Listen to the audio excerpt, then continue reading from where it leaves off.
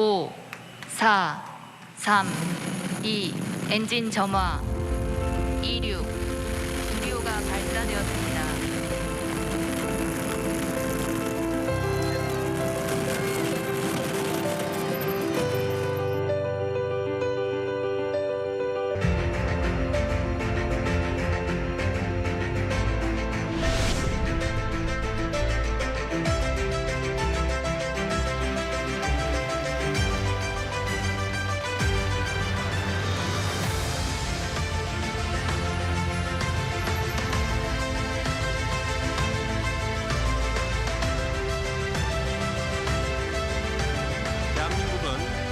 우리 땅에서 우리가 만든 발사체를 우주로 쏘아 올리는 7번째 나라가 되었습니다.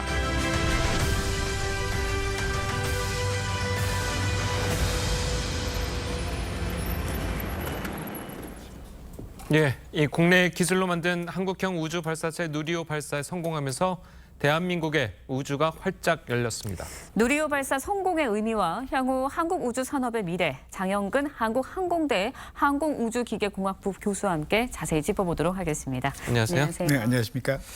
자, 누리호는 이제 앞서 2차례 이제 발사가 미뤄졌었죠. 이제 어제 2차 발사가 이제 성공을 했는데 로켓 전문가로서 이 누리호의 비상을 바라본 그 소감이 어떠신가요? 뭐 한마디로 30년 수건 사업을 이룬 거죠. 예. 사실은 죄송합니다. 2008년 9년에 제가 과기부 산하의 재단에서 우주단장을 했었어요. 그때 이제 이 한국형 발사체, 예. 그때 그런 명명도 이제 그때 진 거고요. 예. 이 기획 연구를 했었습니다. 네. 기획 연구 결과가 한 보고서로 이제 큰 바인더로 한 10권 정도 됐었는데요. 지금 생각해 보면 그 당시에 30톤 엔진을 개발을 해서 할 거냐, 아니면 75톤 엔진을 개발을 해서 할 거냐라고 굉장히 많은 논쟁이 있었고요. 예. 또 당시에는 사업을 할 때 이제 그 정부로부터 이제 승인을 받아야 되지 않습니까? 그러면 대부분 다 이제 경제성 논리에서 이게 돈이 되느냐, 이제 이런 부분에서 상당히 어려움이 있었죠. 예. 그래서 겨우겨우 출발을 한 겁니다. 네, 교수님께서도 어저께 정말 감격스럽게 보셨을 것 같은데 누리호의 비행 그야말로 순조롭고 완벽했습니다. 목표 궤도 700km에 도달을 하고요. 모형 위성까지 분리한 뒤 위성 교신까지 성공을 했습니다. 어제 그 일련의 과정 어떻게 보셨는지 좀 설명해 주시죠. 어제 제가 어떤 방송에 나가서 그걸 설명을 좀 예. 했는데요. 그러니까 굉장히 좀 아슬아슬했어요. 왜냐하면 사실은 예정대로 1단, 그다음에 페어링 2단, 네. 이렇게 3단 위성 분리 이렇게 됐는데요. 시간적으로 보면은 조금 원래 예정보다는 좀 달랐어요. 예. 그래서 1단, 2단, 페어링 분리 이게 네. 조금 더 예정보다는 우리가 속도가 좀 빨랐고 그리고 조금 더 고도가 빨랐고 시간이 좀 더 일찍 분리가 됐어요. 예. 그래서 작년에 예. 1차 발사에서 우리가 마의 46초라고 그래서 통안의 46초라서 예. 3단 그 엔진이 46초 일찍 꺼졌잖아요. 그렇죠. 그래서 원하는 최종 궤도 속도를 못 얻어서 결국 추락을 했습니다. 예. 그래서 근데 어제 할 때도 이제 1단, 2단이 굉장히 이렇게 오히려 예상보다는 좀 오히려 성능이 좋았던 거죠. 우리 예상보다는. 예. 그리고 3단이 한 15초 정도 일찍 꺼졌어요. 그래서 이게 또 무슨 문제인가 그랬더니 이제 자세히 나중에 이제 분석 결과는 뭐냐면 1단과 2단이 예측보다는 좀 성능이 잘 나왔다. 그래서 3단이 자동으로 고도 고도에 올라갔기 소속 때문에. 7.5km/s를 얻고 700km 오르면 얘가 자동으로 꺼집니다. 네, 그래서 원하는 그 위성 궤도를 우리가 진입을 했다. 예. 이렇게 보시면 되겠죠. 네. 네. 그러니까 지금 말씀하신 것처럼 예상보다 굉장히 뛰어난 성능을 보였고 그런 것들이 이제 다 순수 우리 기술로 만들어지지 않았겠습니까? 그런 거죠. 예, 네. 그러면은 이제 그런 것에 대한 굉장히 의미가 예. 좀 있을 것 같은데 예전에 이제 러시아 로켓 사용했을 네. 때보다요. 네. 이제 사실은 어떻게 보면은 우리가 이걸 처음 독자적으로 다 체계를 예. 개발을 하니까 예. 이제 정확히 설계하고 정확히 딱 맞아 떨어지기가 쉽지가 않아요. 그러니까요. 그러다 보면 오히려 이제 어제 결과를 보면은 이게 실제로 1.5톤 정도 올리는 게 아니고 예. 똑같은 궤도에 좀 더 많은 무게를 올릴 수도 있다. 현재의 능력 가지고 예. 그렇게 우리가 결론을 내릴 수가 있는 거죠. 예. 네. 네, 뭐 누리호 2차 발사가 1차 발사와 가장 뭐 다른 점이 있다면 실제 위성이 1.5톤의 위성이 실렸다라는 점이 있습니다. 누리호가 쏘아올린 뭐 성능 검증 위성 또 큐브 위성 4기가 이제 우주에서 다양한 임무를 수행하게 되는데 어떤 임무를 구체적으로 수행하게 되나요? 그러니까 뭐 그 작년에는 그냥 위성 모사체라는 건 그냥 뭐 알루미늄 덩어리를 예. 무게를 이제 1.5톤 정도 나가게 1,500kg 나가게 만든 거고요. 예. 이번에는 실질적으로 위성을 놓아서 그걸 가지고 이제 실제 임무도 수행하고 그리고 성능 검증 위성이라 해서 예. 얘는 그 주 목적이 뭐냐면은 원하는 궤도에 제대로 투입이 됐는지 그걸 확인을 해보자. 예. 그래서 그 성능 검증 위성에는 이제 다양한 카메라와 네. 그리고 뭐 통신 시스템 이런 것들이 부착돼 있고요. 거기에 뭐 대학에서 만든 한 4기의 예. 소형 위성들이 있습니다. 큐브셋이라고 위성. 그러는데 네. 뭐 무게가 한 3kg에서 한 10kg 정도라고 보시면 되겠고요. 그런 위성들이 그 안에 지금 실려 있습니다. 그래서 어제는 성능 위성하고 성능 검증 위성하고 그다음에 성능 검증 위성하고 이 큐브셋을 다 합하면 한 200kg 정도 됩니다. 예. 그러니까 나머지 1.5톤을 올리니까 200kg는 0.2톤이니까 예. 1.3톤은 또 이제 모사체로 그냥 만든 거고요. 예. 그렇게 해서 1.5톤을 맞추는 거죠. 그렇게 이제 발사를 했고요. 그리고 성능 검증 위성은 지금 말씀드린 대로 그런 그 올라갈 때 주로 역할을 하는 거고요. 네. 그다음에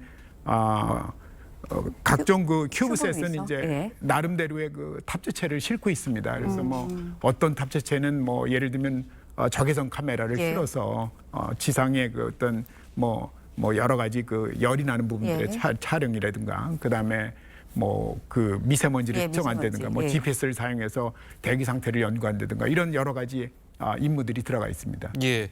자, 우리 로켓 그 연구의 이제 역사를 좀 되돌켜 보면 예. 한 1990년도 이제 아까 말씀하신 과학 로켓부터 이제 시작을 했잖아요. 네. 당시에는 연료가 이제 고체 연료였었는데 네. 지금 뭐 누리호나 예전에 이제 나로호 나로. 같은 경우에는 액체 연료를 사용했단 말이에요. 그 두 개의 차이점은 어디에 있습니까?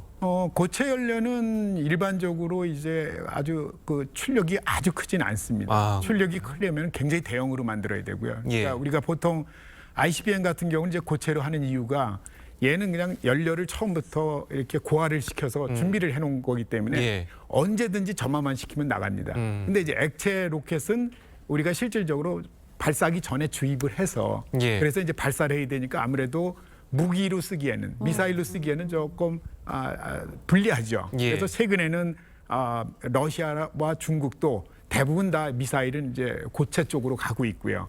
물론 미국은 고체밖에 없습니다. 그리고 우리나라도 미사일을 독자적으로 개발 생산하고 있지만 다 고체입니다. 액체가 아니고요.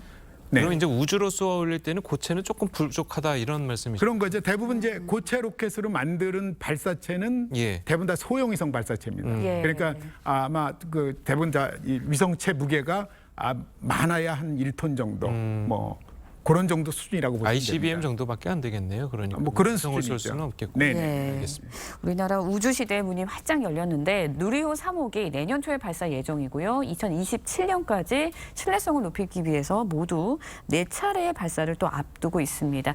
누리호가 신뢰성을 높이는 이유가 있을까요? 어떤 게 있을까요? 뭐 그 사실은 발사체 로켓이라는 거는 상당히 그 예측하기 어려운 이제 기계다 이렇게 보시면 됩니다. 그래서 예. 뭐 요새는 그래도 많이 신뢰성이 좋아졌는데요. 예전에는 뭐 예를 들면은 한 3번 정도 앞에서 성공하고 예. 그다음에 또 2번 실패하고 그러니까. 뭐 이런 경우도 있고요. 그러니까 뭐 그러다 보니까는 아무래도 이제 여러 번 쏴서 그 운영 신뢰성을 확보를 해야죠. 그 운영 측면에서도 굉장히 중요하니까 그래서 굉장히 중요한데 현재 우리가 이제 그 정부에서 이거를 예. 뭐 고도화 사업이라 그래서 앞으로 한 5년 동안 4번 정도 더 쏘겠다. 네. 그래서 거기 한 6,870억 정도를 투자해서 쏘겠다. 대신 이제 그 기간 동안 산업체에 기술을 이전을 해서 최근에는 뭐 사실은 여태까지는 뭐 우주를 할 때 대부분 다 정치, 군사, 외교적으로 정부 주도로 사업을 했었어요. 근데 최근에 뉴스페이스라고 그래서 미국에서 굉장히 활성화돼 있는데 예. 민간이 투자하고 민간 주도로 개발을 해서 이게 돈이 되니까. 그러니까요. 이제 이런 그 뉴스페이스가 지금 활성화되고 있고요. 이제 우리는 그런 측면에서는 아직 우주 산업화가 굉장히 미진합니다. 왜냐하면 정부 주도로 대부분 사업을 해왔기 때문에 그래서 예. 뭐 제가 보기에는 앞으로도 이렇게 그 정부 주도보다는 정부 그 항우연이 대부분의 인력과 그 정부 그 예. 자금을 가지고 있으니까 대부분 다 이제 그런 걸 산업체로 많이 이관을 하고 기술 지원을 해서 미국의 그 일론 머스크 스페이스X 예. 테슬라 그러니까요. 사주요. 그 양반이 이제 스페이스X에서 팔콘 9 발사체가 현재 어느 정도면 세계 인공위성의 약 60%를 거의 독점해서 발사를 하고 있어요. 우선 발사 비용이 굉장히 싸니까요. 예. 그리고 뭐 엔진을 우리 같으면 어제 쐈을 때 뭐 1단, 2단 다 버리는 겁니다. 예. 네. 근데 이제 그 스페이스X에서는 1단이 이제 굉장히 비용이 한 전체 비용이 한 60% 이상 들어요. 예. 그러니까 이거를 대부분 다 재사용을 하는 거죠.